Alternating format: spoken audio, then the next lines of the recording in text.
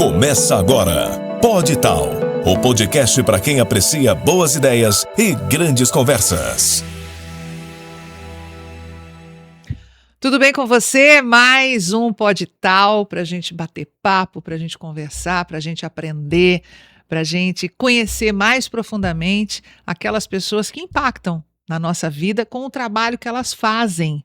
E essa pessoa que eu vou conversar aqui hoje, ela é doutora em Direito Processual Civil pela PUC, ela é mestre em Direito Constitucional, ela é especialista em Direito Processual Penal, ela é defensora pública de Mato Grosso do Sul, professora universitária, ela, enfim, é uma autoridade quando se trata de pessoas, porque ela hoje está como secretária de Estado da Assistência Social e Direitos Humanos, e eu tenho a honra hoje de conversar com minha querida Patrícia Cozzolino de Oliveira. Patrícia, que bom te receber aqui, estou muito feliz, viu? Obrigada por atender. Obrigada, Carmen. Eu também estou muito feliz em estar aqui com você e é uma honra o seu convite. Uma honra nossa, porque nós vamos conhecer um pouco mais dessa mulher superativa, mãe de 2 filhos adolescentes, né?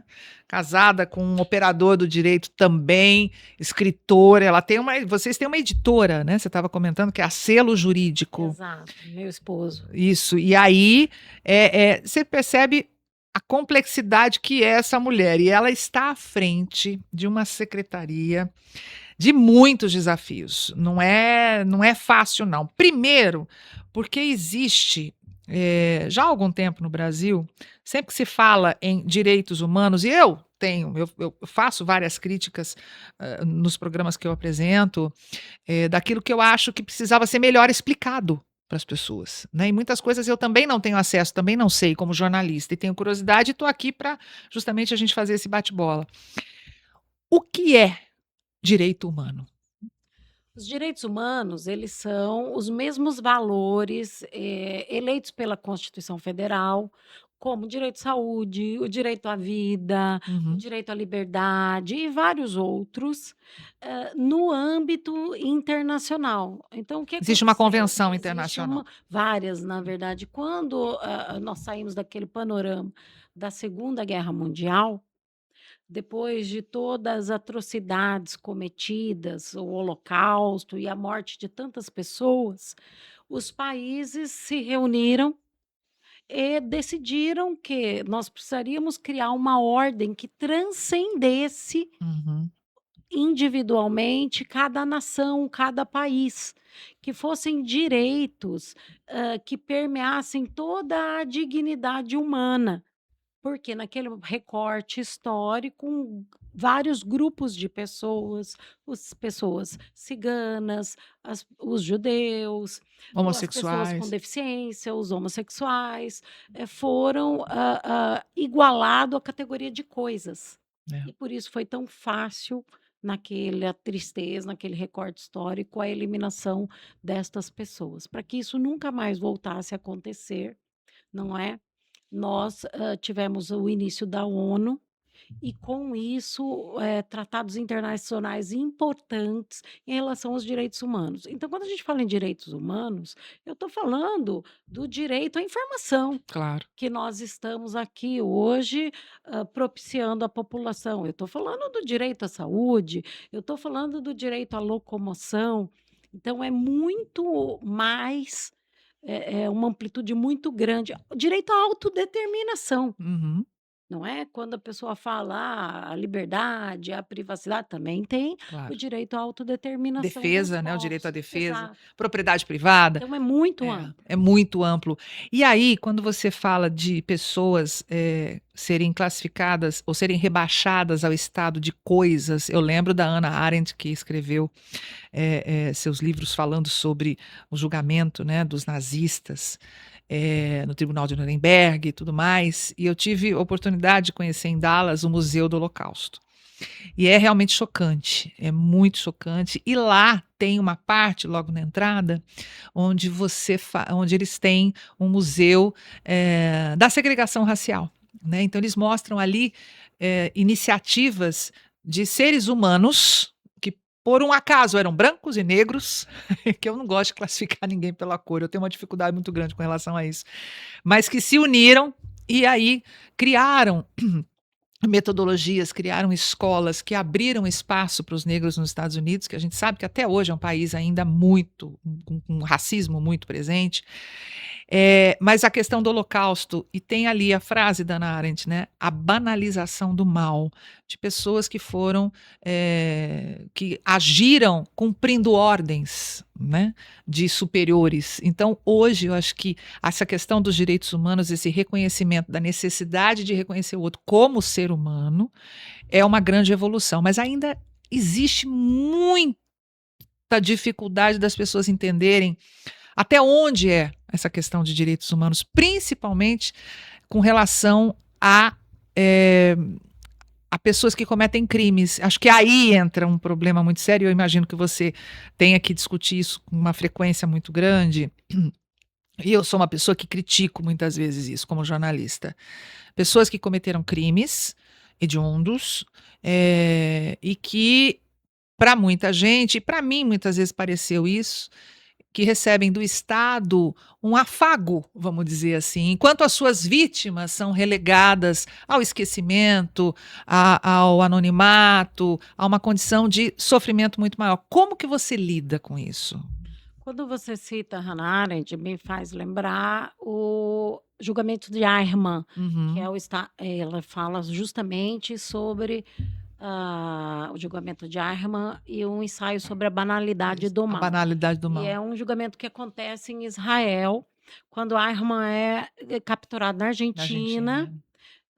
de maneira furtiva e é levado para Israel para que fosse julgado. E Hannah Arendt fica lá durante 9 meses, acompanhando esse julgamento e discorrendo sobre ele. E o que ela observa?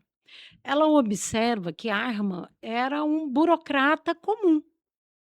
Não era aquele E ele mal, né? dizia: "Em momento algum eu matei ou tirei a vida, ou peguei uma arma e tirei a vida de um judeu sequer.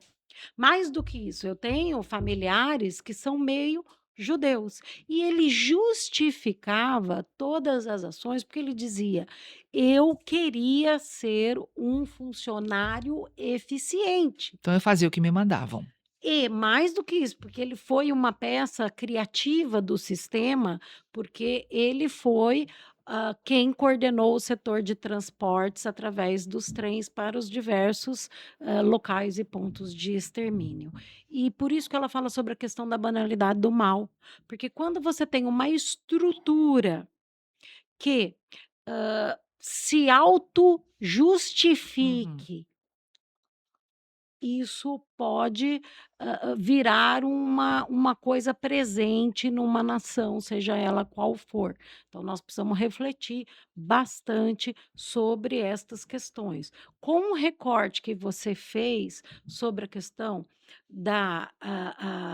o ato criminoso em Sim. si, a primeira questão é que nós precisamos dissociar o ato, a conduta da pessoa, porque Mas ela é possível dissociar?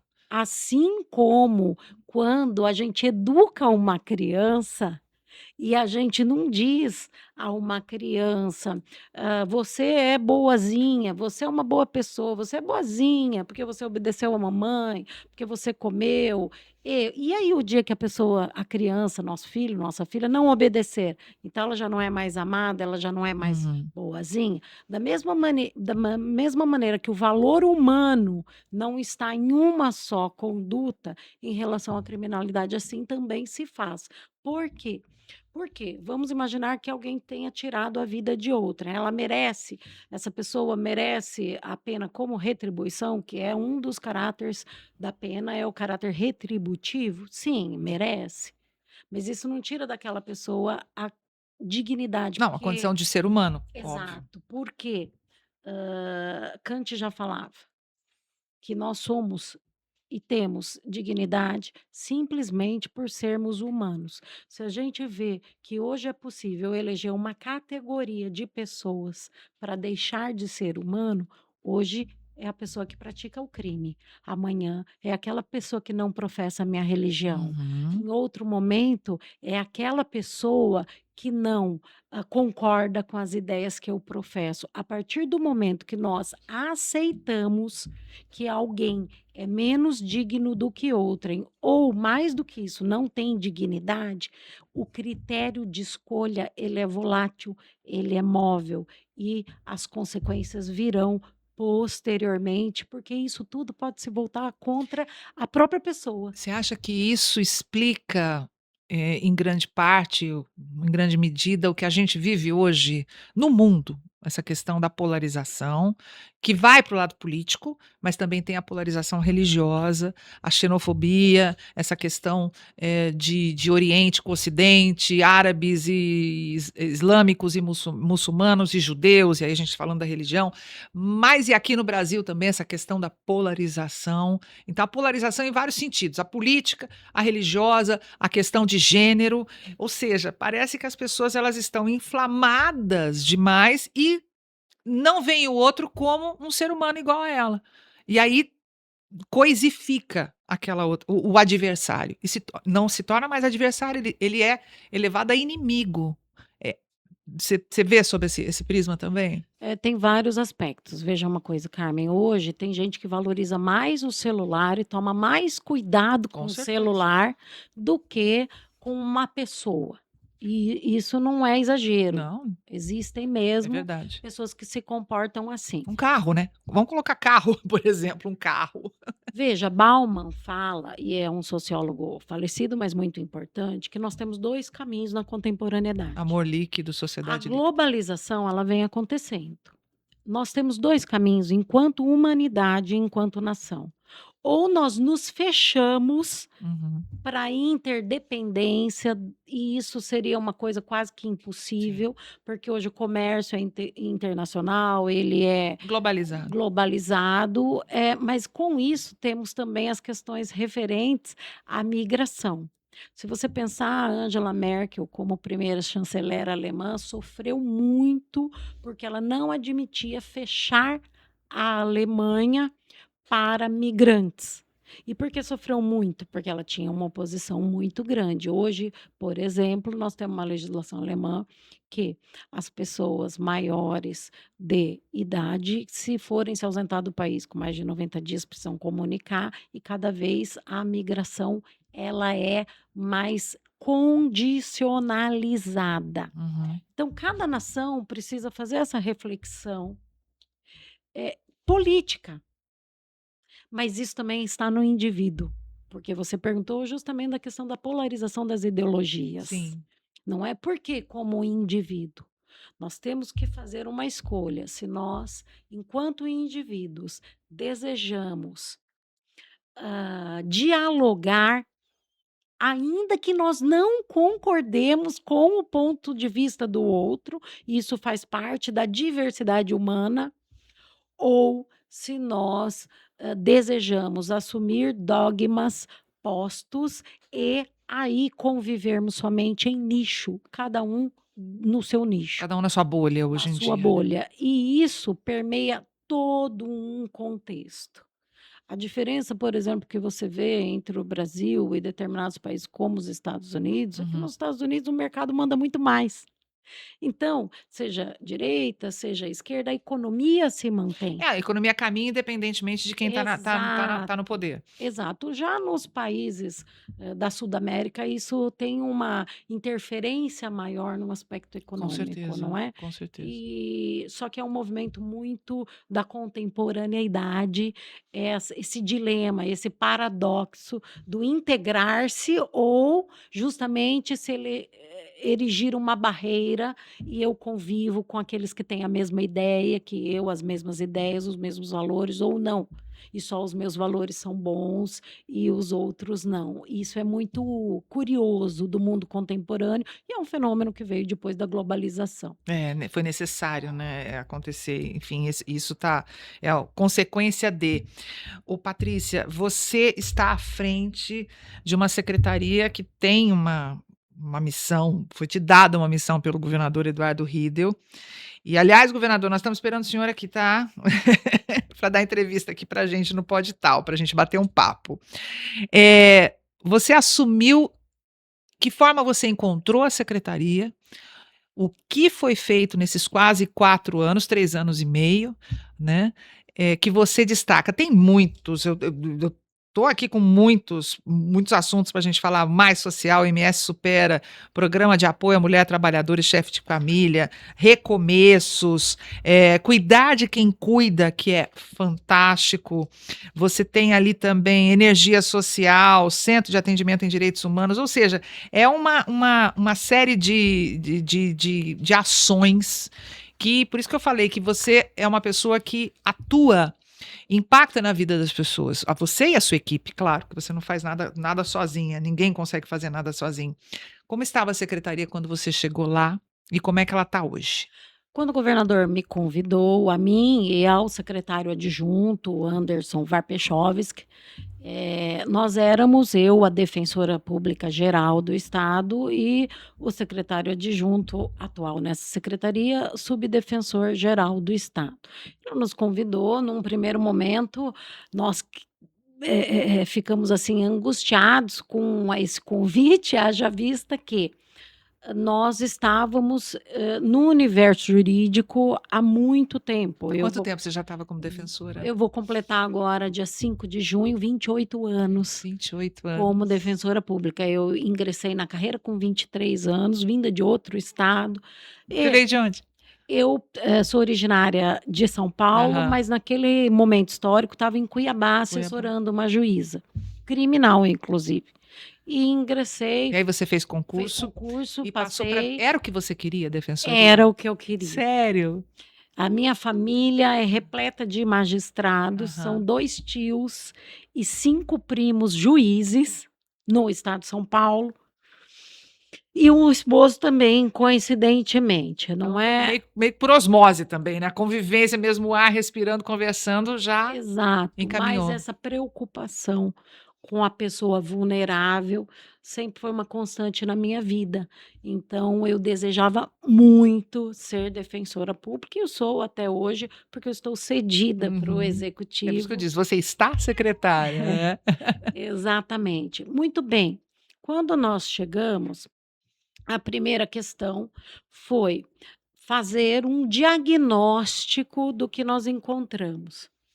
E o governador Eduardo Riedel é uma pessoa muito técnica, o nosso perfil também é muito técnico. Ele soube esperar esse tempo para que nós fizéssemos um diagnóstico completo em todas as áreas. E isso eu digo a você, não só de como a secretaria estava, mas dos últimos 5 anos, porque nós queríamos ter esse recorte muito completo, Uhum.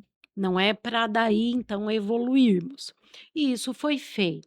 Depois disso, nós começamos um processo de digitalização, porque essa secretaria era analógica, e não havia nada no ambiente digital. Isso ainda foi antes do EMS, que é o processo digital do Estado. Era tudo analógico, todos Tudo os analógico, processos. Tudo tudo era escrito, analógico. passado, arquivado, nada digitalizado. Exato. Então, nós fomos fazendo mudanças. A primeira delas, incluir no portal da transparência os beneficiários de todos os programas, porque é uma marca nossa e também do nosso governador, a questão do controle do serviço público, das contas públicas e a transparência. Então, Sim. nós fizemos isso.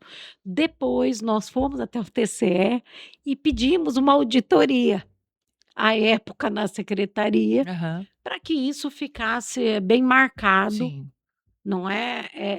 Para que não restasse dúvida. Exato, e que todos os processos fossem revistos de maneira equânime e rígida. A partir daí, nós partimos para áreas individuais, Uhum. porque a secretaria ela é composta da área da assistência social, da área dos direitos humanos e também da área dos direitos do consumidor. O PROCON está sob a nossa responsabilidade, e a política do direito do consumidor no Estado, a normativa, a fiscalização também. Certo.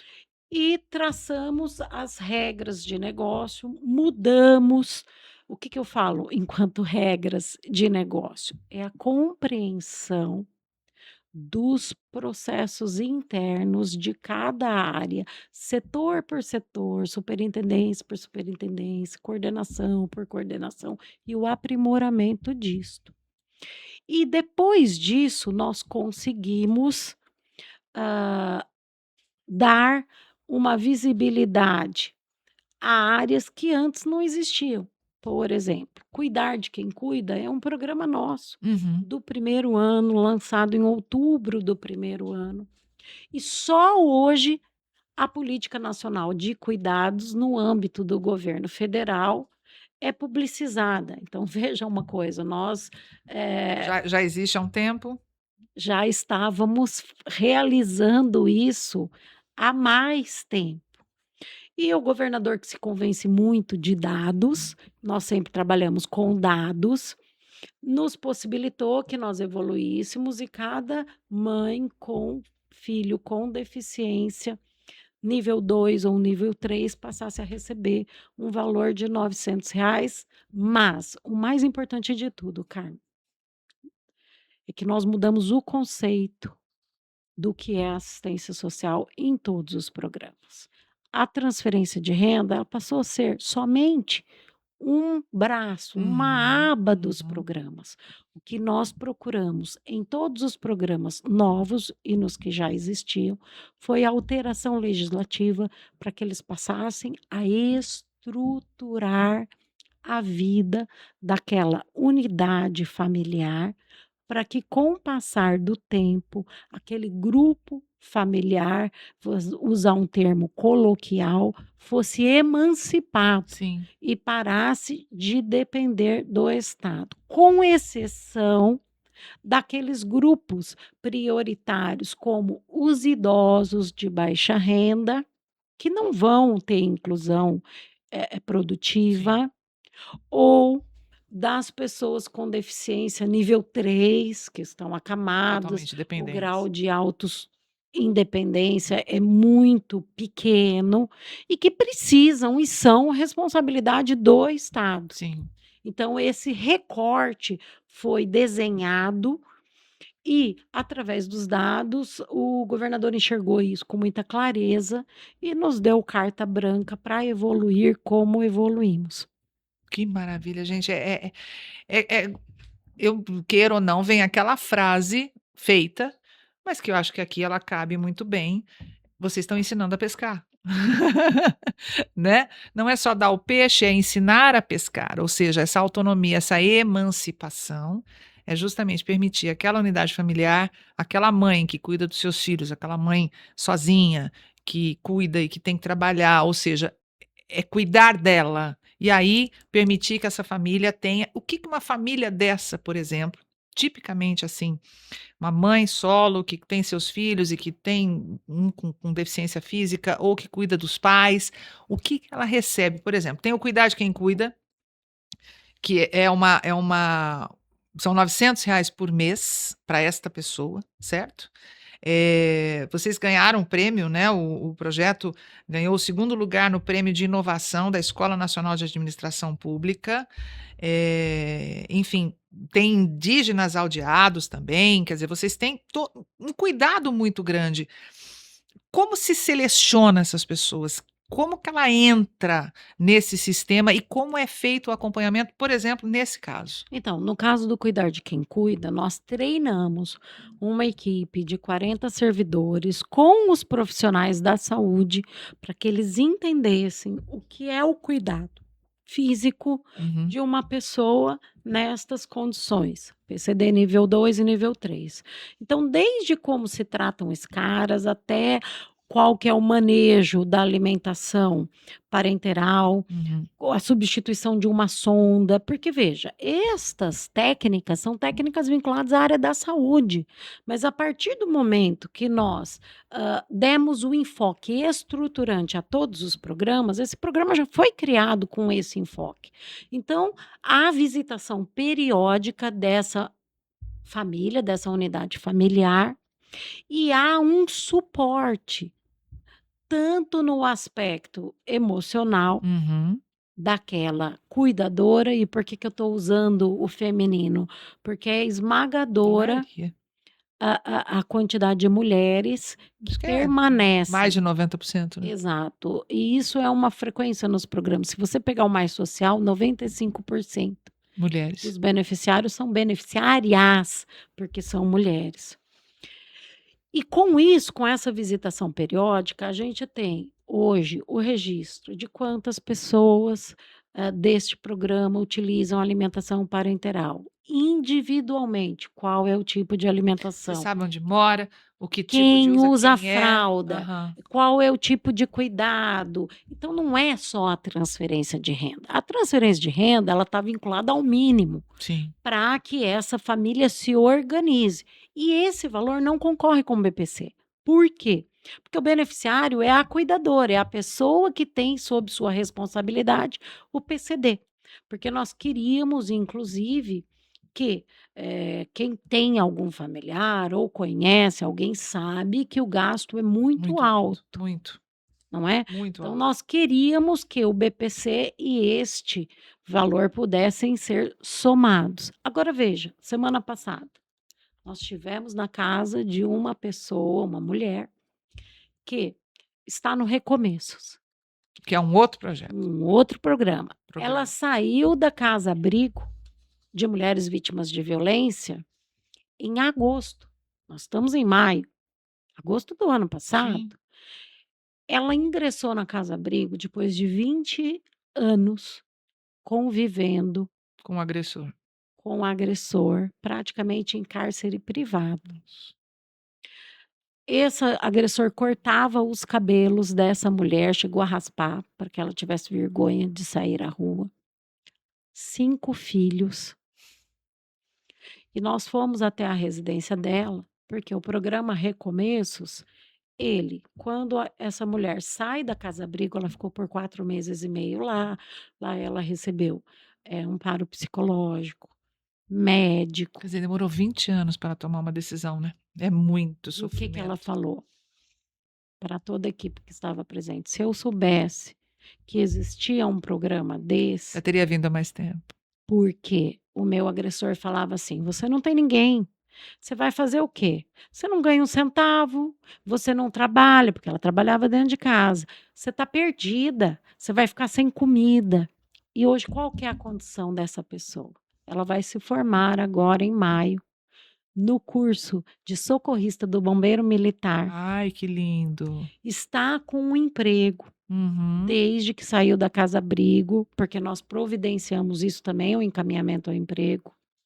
Os 2 filhos mais velhos estão no Jovem Aprendiz. Todos os filhos estudam perto da residência, as vagas foram providenciadas. Toda a documentação que havia sido destruída, o programa colocou no carro, foi atrás, tirou a documentação, não encaminhou as pessoas, não mandou, vai lá em tal lugar. Levou. Levou, deu todo o suporte e estrutura. Além disso, quando ela saiu da casa-abrigo, ela escolheu a casa que ela queria locar e nós providenciamos toda a documentação para que acontecesse através do programa, porque ela recebe um salário mínimo mensal, ela paga esse aluguel. E na saída, no desacolhimento, que é o termo técnico, essa mulher vítima de violência com seus 5 filhos tem disponível um valor de R$ 6.000 que, com a equipe da casa, Para mobiliar. ela mobília. E eu fiz a pergunta para ela: o que mudou na sua vida? Ela começou a chorar. Imagino. E ela disse: mudou, doutora, que o meu filho vai fazer aniversário agora dia 13 e ele pode me pedir uma bicicleta. Ai, que graça. E ele quer jogar bola aqui no campinho, porque meus filhos ficavam presos. Quer dizer, era a família presa, né? Toda a família presa. E ela começou a chorar e falou assim, porque eu perguntei, lógico, eu estava ali para Claro. checar a qualidade do serviço. E isso é fundamental. Isso tudo é acompanhado. Tudo Vocês têm- acompanhado. É tudo transparente, tudo. Porque Tudo isso implica, documentado. porque isso implica em dinheiro? Exato. E tudo auditável, Auditável. inclusive. Perguntei para ela, mas conte aqui para mim, sem precisar citar o nome de ninguém, até para Sim, ver se eu precisava fazer alguma correção no serviço, na prestação de claro. serviço. Todas as vezes que você ligou para o programa, você foi bem atendida? Ela falou: "Fui, secretária. Eu tive até um problema médico que eu precisei solucionar e eles me auxiliaram, me conduziram e me levaram". Então, a gente dá esse suporte para essa família que ficou isolada e vítima de crime Sim. possa andar sozinha, porque o programa não dura para sempre Não, claro, o também, programa ele ele tem cumpre um período. ele cumpre uma missão. O que é feito, por exemplo, do agressor, né, porque é claro, essa mulher ela pode correr risco dele ir atrás, enfim, como funciona essa parceria com polícia, com a segurança pública? É, hoje nos canais de comunicação ela tem acesso, eu perguntei se ele Sim. ronda, tal, não. E inclusive não vê os filhos, Uhum. o que é uma situação muito difícil no cenário atual, haja vista, não é, a nossa composição. Da população sul-mato-grossense e as mulheres estão tocando as vidas sozinhas. Entre a população vulnerável, o número de mulheres que é chefe de família é muito Você grande. tem esse dado? Você Olha, por nos alto? programas, eu tenho pelo dado do Sim. programa, não é? No Mais Social é 95% das É isso que você beneficiárias. falou, né. No Cuidar de Quem Cuida, nós não temos um único beneficiário, Do porque cuidar de quem são cuida todas nenhuma mulher, nenhum mulheres, homem. nenhum homem. Ou é vó, ou é mãe, ou é prima, tia. E nos Pois. demais programas, a coisa caminha também nesse sentido. E foi uma coisa muito pensada, porque no Mais Social hoje, essa mulher que recebe o Mais Social, e era uma coisa que nos angustiava, essa dependência na segurança alimentar do Estado por décadas, né? Porque eu sou defensora há quase Sim. 28 anos. Então, hoje o Mais Social ele também foi para esse caminho de programa estruturante. Se essa mãe de família, solo, mulher solo, chefe de família, voltar para o ensino regular, ela ganha mais R$ 300 para fazer um EJA, que hoje pode ser feito dentro da casa dela, porque Sim. tem o EJA online. Ela se inscreve digitalmente, acompanha as aulas digitalmente e faz as avaliações. Se essa mulher, dentro do programa Mais Social,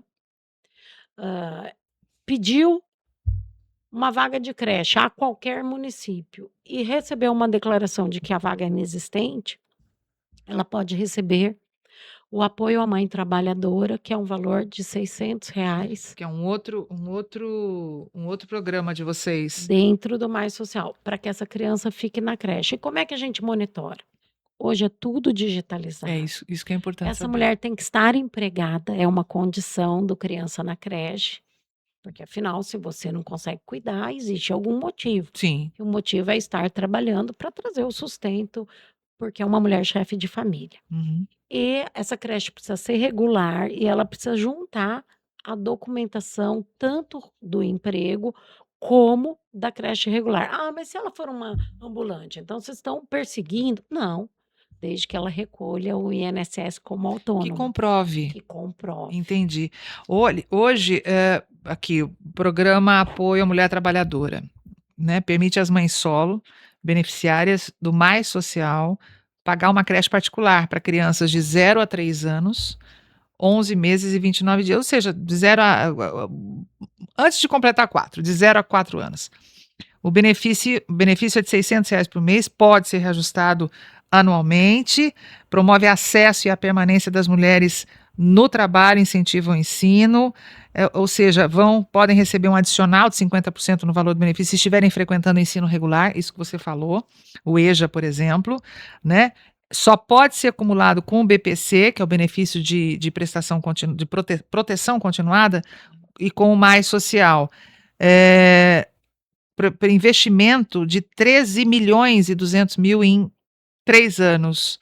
Hoje, em Mato Grosso do Sul, temos 13 crianças em todo o Mato Grosso do Sul, em creches, né? Aí, esse é um dos. O cuidar de quem cuida, só para as pessoas entenderem. É, critérios: ter renda familiar per capita mensal não superior a 1/6 do salário mínimo nacional, ou seja, são pessoas realmente carentes. 18 anos ou mais, o cuidador, né? Quem vai cuidar, quem vai receber. Morar em Mato Grosso do Sul há mais de 2 anos, residir com a pessoa com deficiência sob a sua responsabilidade, ser cuidador familiar ou responsável legal em tempo integral da pessoa com deficiência, estar inscrito no CAD único, para programas sociais do governo federal. Tem 2.010 beneficiários em todo o estado. Exato. E vocês acompanham para e passo, sabem onde está, quem é, quem cuida, tudo. Então, essa foi a A diferença. digitalização que você E falou. também a questão da busca ativa. O que que nós fizemos? Não é? Os recursos são focalizados naquela família que é uma família dentro da extrema pobreza ou na pobreza. Isso são termos técnicos. Uhum. Não é uma questão inventada. Segundo o Banco Mundial, você tem um valor que hoje equivaleria aí na extrema pobreza, aquele que vive com menos de R$ 209 per capita mensal. Uhum. Então, essa família está na extrema pobreza. Por que que isso mudou em 3 anos e meio no estado do Mato Grosso do Sul? Porque aquelas pessoas invisibilizadas, aquelas pessoas que estavam na beira dos rios, os ribeirinhos, as mulheres isqueiras, nós fomos até essas pessoas. Então, inverteu-se a lógica dos programas sociais. Ao invés da pessoa ter que vir à cidade, à região urbana, para se inscrever, nós fomos até as pessoas. Hoje, o Supera MS, que é o nosso programa de suporte ao ensino universitário, Uhum. tem um número muito maior de indígenas. Antes era coisa de 60 indígenas, hoje são 400. Mas Nossa. por quê? Porque nós fomos até a Mambaia, fomos a todas as regiões de aldeia, divulgando, fazendo a inscrição pelo beneficiário, explicando e hoje fazendo o monitoramento, ao ponto tal que é um programa que deu tão certo que este ano houve uma expansão de mais 500 vagas, são 2.500 estudantes neste programa. Quem são esses estudantes? Que perfil que eles têm? São pessoas que estão cursando universidade pública ou privada, que têm uma renda familiar de até 3 salários mínimos, porque Familiar. familiar, Família. Aham. familiar, porque a renda per capita é de meio salário mínimo. Por quê? Porque uma pessoa que já está na universidade, ela já não está naquela situação de insegurança alimentar como aquela que é beneficiária do Mais Social. Uhum. É um outro nicho. Porque os estudos demonstram que quando uma pessoa da família, porque tem a trava, só pode um beneficiário por família. Quando uma pessoa da família completa o ensino universitário, toda a família alça um outro patamar. Então, é trazer mobilidade econômica Ela avança junto. para as famílias. É. E, veja, mobilidade econômica para aqueles que são passíveis de inclusão produtiva. Contudo, aqueles que não são, alguns casos de pessoa com deficiência, eles não vão deixar de ter o suporte do Estado. Eles Certo. têm, através do cuidar de quem cuida. Então, olha como o Estado acompanha desde o início, tá? Eu tenho lá um programa de segurança alimentar, que é o Mais Social. Essa mãe, ela tem escolaridade de Fundamental 1 ou Fundamental 2 ou início do ensino médio. Nós damos um suporte econômico e monitoramos para que ela termine os estudos. Ela terminando os estudos, ela pode tanto se candidatar às vagas Uhum. disponíveis para o trabalho através da Funtrab, que está em outra secretaria, e pode também ingressar no ensino universitário e migrar para o Supera. E aí, quando ela termina o ensino universitário, ela desmama do Estado, em outras palavras, usando o teu termo, né? E traz consigo toda a família. Então, era muito importante a gente ter essa busca ativa, indo até as pessoas, fazendo o monitoramento, porque hoje nós temos o índice de vulnerabilidade social por município, Tudo mapeado. tudo mapeado, porque nós fizemos coleta de dados em loco. Como há subnotificação e o CAD único não é fidedigno, porque ele é autodeclaratório, Uhum.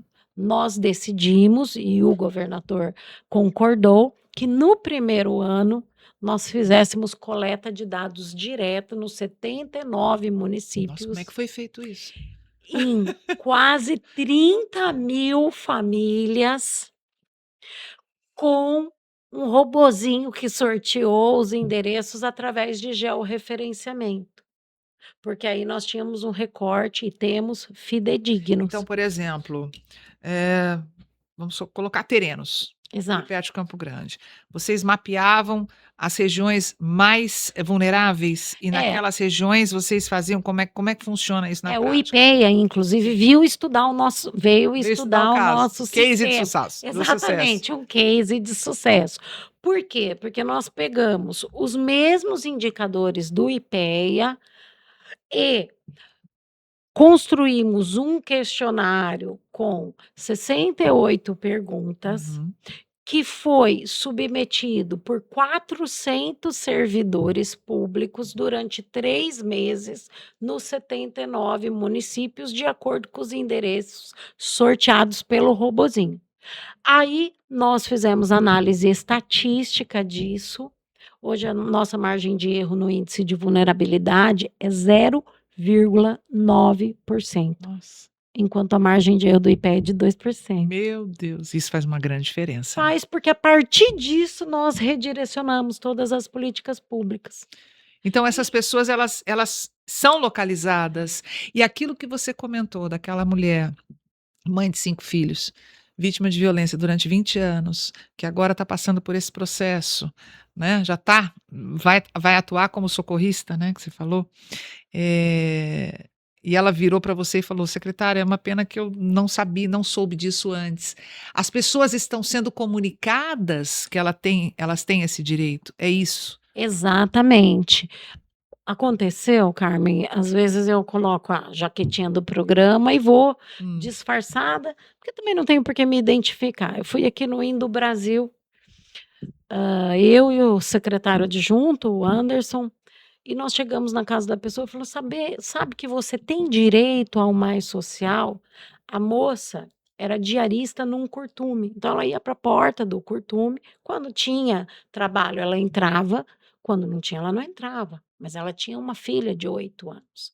Daí nós falamos: "E não tem só o mais social, se você voltar a estudar, no EJA Online, que você pode fazer aqui na sua casa, com a sua filha dormindo, dentro do teu lar, você recebe mais R$ 300. Essa moça começou a chorar, ela falou: "Sabe, senhora", porque ela não sabia quem, né, achou que eu estivesse ali só junto com a Sim. equipe, porque a gente precisa ir na ponta, para ver o que está Claro, acontecendo. lógico. Ela falou: "Sabe, senhora, o sonho da minha vida era voltar a estudar. Porque eu tive a minha menina muito cedo e o pai abandonou a gente, e hoje eu luto fazendo diária no Curtume para ela ter essa casinha, ter o que comer, uma casinha de Eternite". Ela nunca foi ao programa. O programa foi até ela. Nós que a localizamos e fomos até ela e promovemos o cadastramento e a inserção dela no programa. Por isso que o nosso índice de extrema pobreza caiu do primeiro ano de governo de 2,7 percentuais da população sul-mato-grossense na última aferição do ano passado para 1,6 percentuais. E esse ano vai ser aferido novamente, a gente espera uma nova queda. É uma coisa assim, mas é uma queda pequena. Não, não é. São famílias, são seres humanos, são pessoas que estão mudando completamente, ou seja, estão começando a mudar. Deixa eu te perguntar uma coisa. Muita gente fala,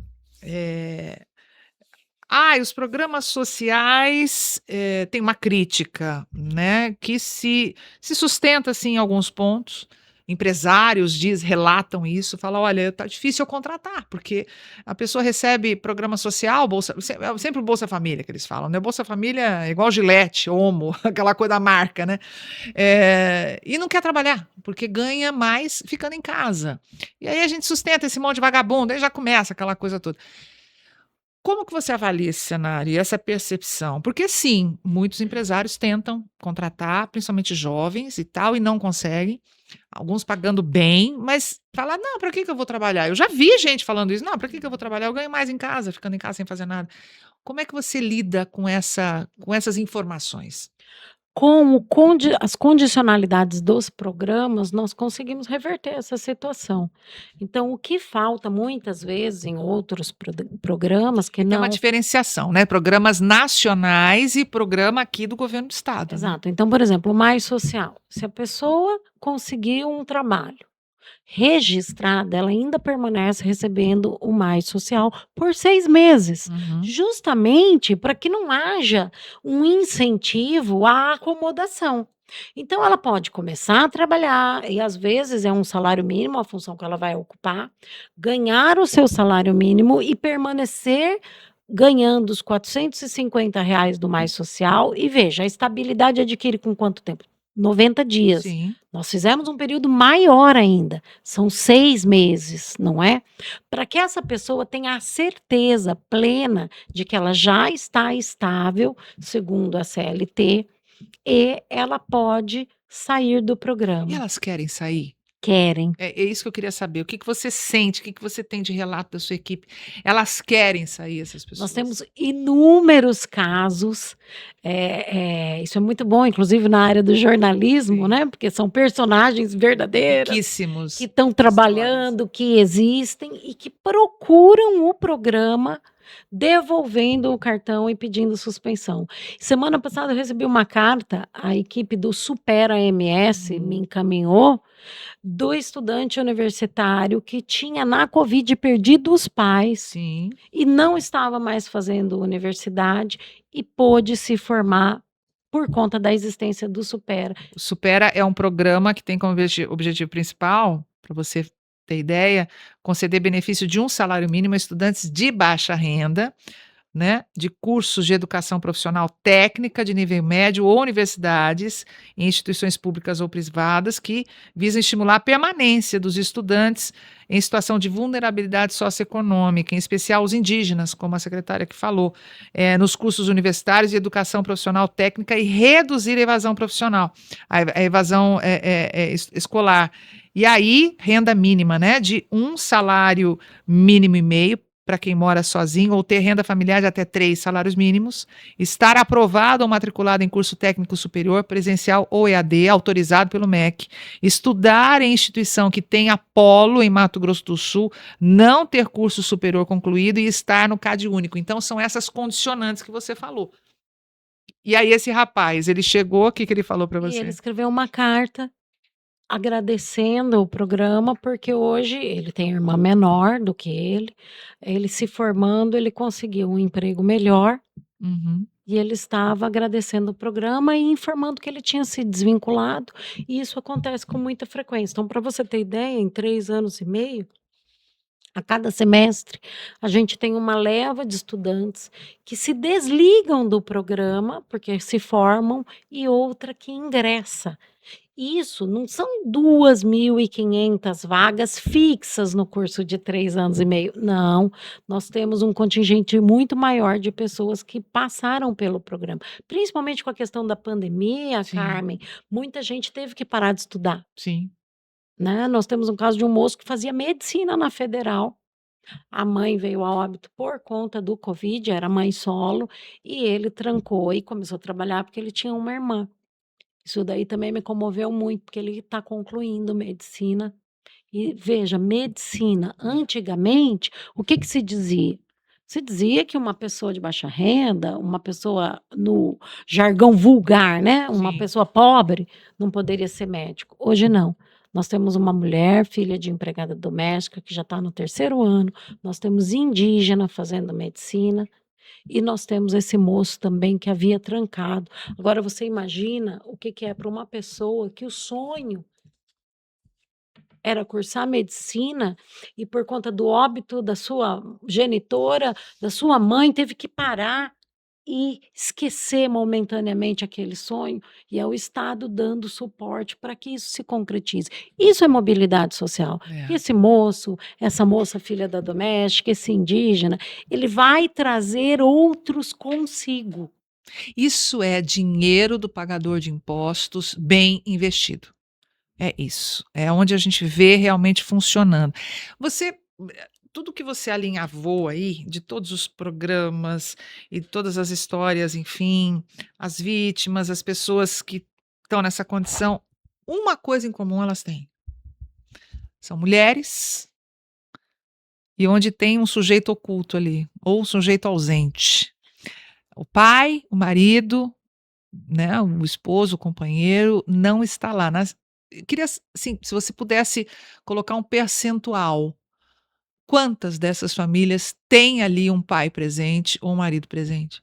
Ah, pouca, pouca. Não supera um pouco mais, mas nos demais programas Não tem, é né? coisa de uma ausência de 90%. É Impressionante porque isso. é a realidade, E infelizmente, qual é na dessa sua população percepção? E vulnerável. qual é na sua percepção, na sua experiência como defensora pública, 28 anos como defensora pública, uma pessoa atuante, uma pessoa que lê muito, que teve oportunidade, tem a oportunidade de conhecer outras culturas, tem essa sensibilidade feminina, mas também profissional, esse olhar técnico. O que acontece? São vários fatores. Primeiro, voltando lá no Bauman, são os amores líquidos e descartáveis, não é? Então, As pessoas se relacionam enquanto aquilo está sendo satisfatório e baixa responsabilidade.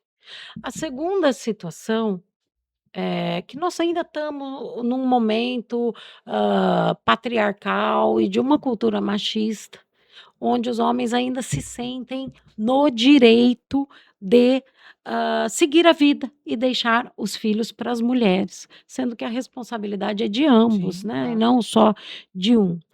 E como se isso não bastasse, você veja, são dados de evolução de uma faixa, não é, do tecido social, que vem se modificando mais rapidamente nesses 3 anos, mas que se manteve durante bastante tempo, um tanto quanto estável, Uhum. congelada. Então essas culturas também estão mudando bastante com igual essa moça falou, se eu soubesse que existia o programa e eu engasguei, né, porque eu ia falar para ela, mas não existia.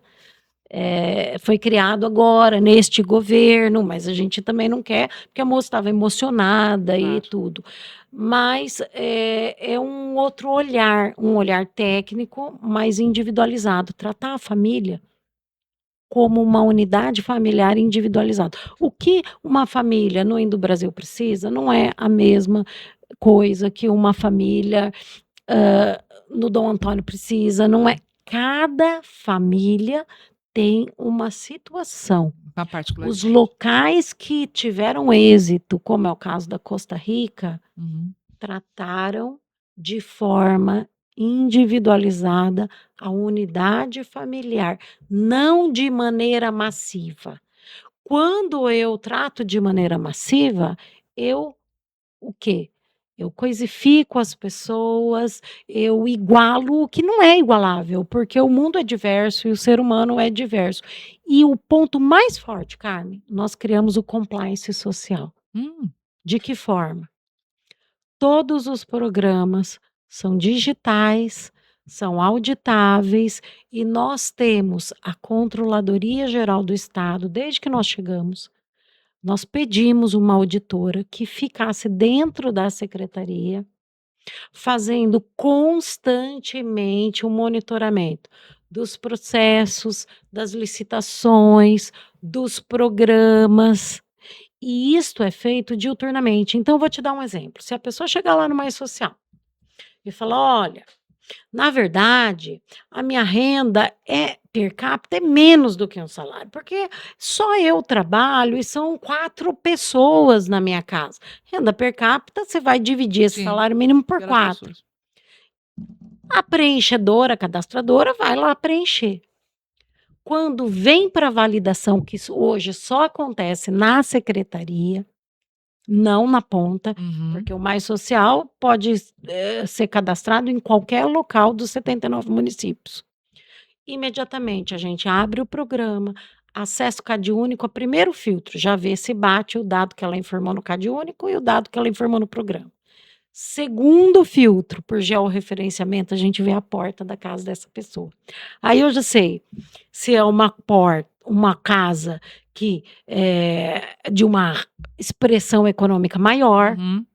se tem carro, se tem moto. Aí a gente cruza com o Detran para ver se tem carro, se tem moto. Aí nós ainda cruzamos com dados, por exemplo, como da Controladoria Geral da União, Uhum. para ver se essa pessoa também recebe seguro defeso. Então nós cortamos o perfil desta pessoa que você citou na sua fala, que é aquela pessoa que, entre aspas, não gostaria de trabalhar, não quer Sim, sim, trabalhar. sim. E só a partir de todo esse cruzamento e de uma visita física na residência É é que que essa fecha o ciclo. pessoa é inclusa ou não no programa. Então, isso é o compliance social. Isso é utilizar o recurso para o que necessariamente Com seriedade, né? funciona. É porque, eu repito, é o dinheiro de cada um de nós que está lá. Exato. A gente paga imposto todo dia. Você respirou, você está pagando imposto. Então, assim, que seja usado desta forma, né? Como a Patrícia Cosolino falou aqui com a gente, secretária de Direitos Humanos, Assistência Social e Direitos Humanos. Ai, Patrícia, eu tinha muito mais para perguntar para você, só que eu quero o seguinte, para a gente encerrar. Você tem 2 filhos, um de 15, uma menina de Um menino 15 de 15 e uma anos. menina de 16. Exato. Com relação ao mundo que está aí, uma evolução muito acelerada, uma confusão general. O mundo sempre foi confuso, mas agora ele está confuso dentro da nossa casa por esse aparelhinho aqui, né? A confusão chega rápido. Ao mesmo tempo que a informação chega muito rápido, a formação, coisas maravilhosas chegam por aqui. Ao mesmo tempo há um distanciamento. Com essa geração mais nova, você acha que eles, hoje, nessa questão de reconhecimento de direitos humanos, você acha que eles estão muito mais abertos? Seus filhos, eu imagino que sim, mas os que estão ao lado dos nossos filhos, a sociedade como um todo, você acha que qual caminho ainda precisa ser percorrido para isso? O caminho é cada vez mais a gente ter transparência, por quê?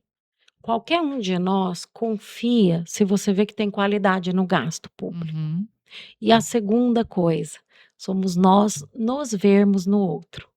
Quando a gente se vê no outro, a gente não coisifica o outro, É. porque você se reconhece no outro. Então, é olhar mais para a identidade da nossa humanidade e menos para o que nos desiguala.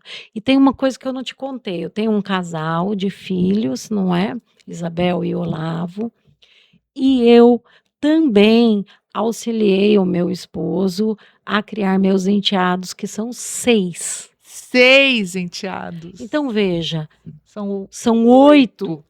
E nós nos reunimos em todos os aniversários, no Natal, no Ano Novo.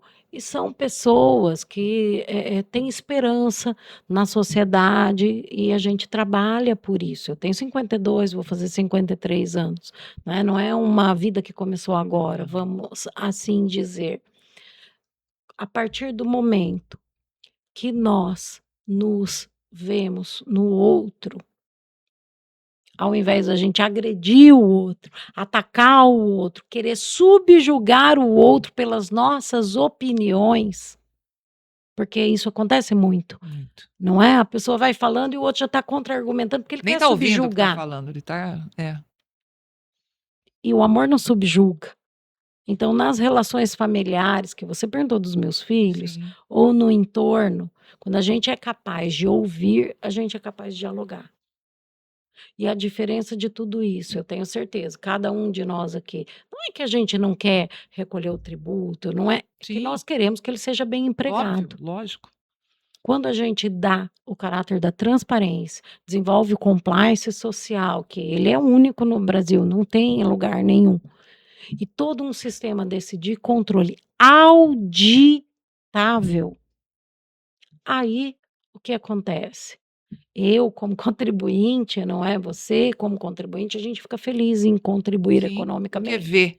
porque você sabe que está indo efetivamente, e os dados falam por si. O ano passado foram 40.000 famílias fora da insegurança alimentar. O que que é insegurança alimentar? É a pessoa que não sabe se terá o alimento no dia seguinte. Então foi em um ano só isso. 40.000 40.000.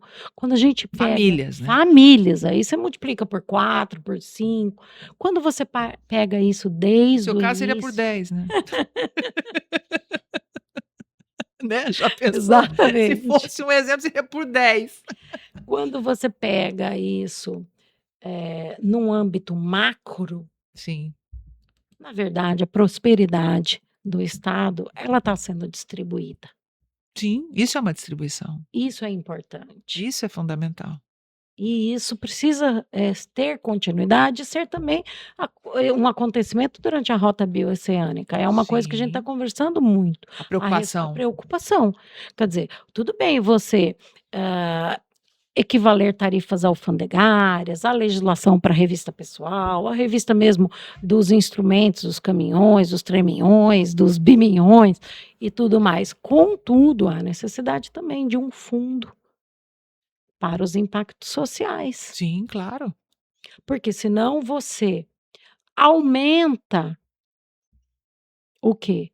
A o investimento, mas não diminui a desigualdade. Então, o mote deste governo, que nós estamos aí quase em 3 anos e meio, é sim trazer o investimento econômico, a prosperidade, que se dá muito por uma completude de situações, mas quando a gente vê em inocência o Maralco vindo e nós apresentando a análise de dados nos aspectos sociais do índice de vulnerabilidade econômica para os gestores da Arauco, falando: olha, aqui tem que investir no contraturno escolar, aqui precisa de uma casa de passagem, aqui um programa técnico, porque isso foi mapeado, é um outro impacto, é um outro E como é que eles desenvolvimento. recebem? Muito bem, porque é dado. Porque é Maravilha. dado, é tecnicidade. Isso garante aquele investimento uma outra um outro patamar, né, porque você tem uma cidade preservada, você tem uma população segura, você tem pessoas ali amparadas, porque queira ou não, quando você vem com um investimento como esse, altera todo o entorno, né. Você vem muita gente, aí vem a prostituição, uma série de coisas que começam a acontecer, porém, quando você tem esse cuidado preventivo, eu imagino que deva ser ai, Patrícia, eu conversaria com você mais 1 hora aqui, mas o nosso tempo acabou. O que esse trabalho à frente da secretaria te deu, como pessoa, como ser humano? Renovou minhas esperanças. É? É, é. Este ano, o primeiro ano foi muito difícil, porque você mudar a lógica do mundo não é fácil, você enfrenta muita coisa. O governador Eduardo Riedel confiou no nosso trabalho, no meu, no doutor Anderson, e confiou nos dados. Não é? E nós fizemos as alterações legislativas necessárias, a mudança nos processos e em toda a sequência, e também transformamos os programas em programas estruturantes. E nós apanhamos bastante no Faz primeiro, parte, no né? segundo ano. Este ano, com tudo acontecendo e todos estes avanços, e agora também fazendo esse enfrentamento nas ocupações urbanas aqui de Campo Grande, porque nós ainda precisamos avançar, eu pude dizer a ele: olha, obrigada pela oportunidade, porque o serviço que antes eu judicializava como defensora pública para receber, você nos deu a oportunidade de construir. E Você você teve os 2 vê lados isso do balcão, né? acontecendo, É. faz toda uma diferença. Então, assim, renovou as minhas esperanças e a minha confiança. Ai, que bom, Patrícia, obrigada. Parabéns pelo seu trabalho, pela sua equipe, tá? E assim, a gente só tem a agradecer, porque é a informação que faz com que a gente abra os olhos, né? Os olhos e os ouvidos para a realidade que nos cerca, porque muitas vezes a gente só critica, critica, mas não tem a informação. Então tá aqui. Esse é o nosso papel. Obrigada, viu? Eu que Vida longa. Eu que agradeço, cara. E assim a gente encerra mais um Podital com a certeza de que você saiu com outra visão da questão dos direitos humanos, da assistência social aqui em Mato Grosso do Sul. Viu só quanta coisa acontece, quantas famílias beneficiadas? É isso que a gente busca trazer aqui no Podital, esse tipo de informação, esse tipo de bate-papo com gente que sabe o que está fazendo. Patrícia Cozzolino, muito obrigada mais uma vez. E eu conto com você, tá bom? Se inscrevendo aqui no Podital, transmitindo para os seus amigos, compartilhando esse conteúdo, porque vale a pena. A gente se encontra no próximo Podital, tá bom? Até lá. Até o próximo Podital, o podcast para quem aprecia boas ideias e grandes conversas.